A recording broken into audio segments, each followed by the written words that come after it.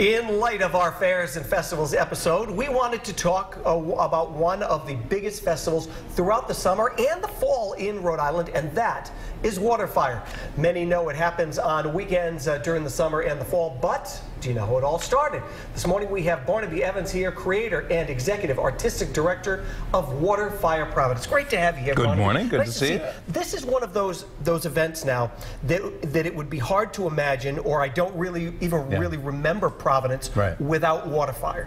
It's been almost 25 years. Next year will be our 25th anniversary of when we first started it. And it's a lot amazing. It's pretty amazing. Yeah. It's a lot of work every single when you folks put this on. But can you give us a little background on the history of how it started?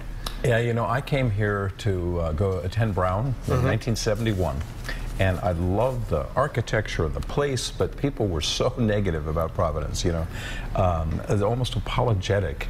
And that's something we really wanted to address and change. I remember the Wall Street Journal wrote a story in '84 that said Providence was little more than a smudge by the fast lane to Cape Cod.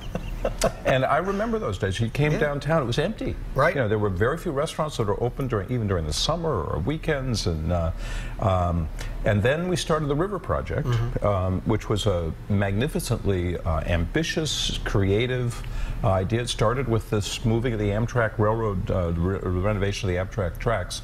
And it was a fascinating project and proposal. And then when that started with Water Place Basin, I wondered how you could leverage that, because no one's going to come see a river. Yeah. They're just not. You know, it's great that it's just cleaned up and that there's a wonderful park there, but you needed to animate it with people. And so I started thinking about a festival that would celebrate everything we have in common. Our love of seeing each other, of getting together, of celebrating a place. And I thought fire would have a sense of resurrection, renewal, this sort of phoenix bird rising out of the ashes. And we did it with a lot of volunteers. We have a lot of staff too. You know, sometimes people don't realize there's a lot of work behind the scene. But and it originally started just at the basin part near, I mean, the mall wasn't there at the time, but right down near the basin. Right, the mall wasn't there. It was a big flat plain. You could see 95 heading north, and you know, none of those buildings, you know, when we're down there now, I have to tell people, every building you can see around here has been built, other than the State House. You know, since the River Project. And when we first started, it was just a big pit in the ground.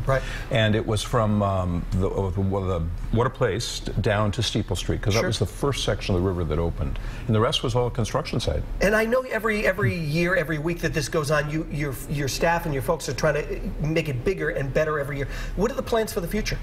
Well, you know, we're to be perfectly honest, we're focused on embroidering more art pieces in and among the piece. But our challenge is it's a free event, so we're limited more by, you know, sponsorships and donors and opportunities like that. We've got a lot of fun ideas. The one we just did is one of my favorites of the year, where we invite the canoeists to come in with the fish on, and we do it with the Narragansett Bay Commission, celebrating the improvement in water quality all across the bay. And we had, I think, 80 fish on canoes and kayaks going through the middle of it with Festival Ballet. Next one's August 25th.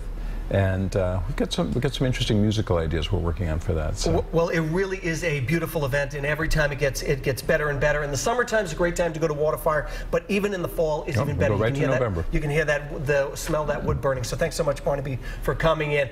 For more information about WaterFire and their schedule, you can visit us at roadshow.com.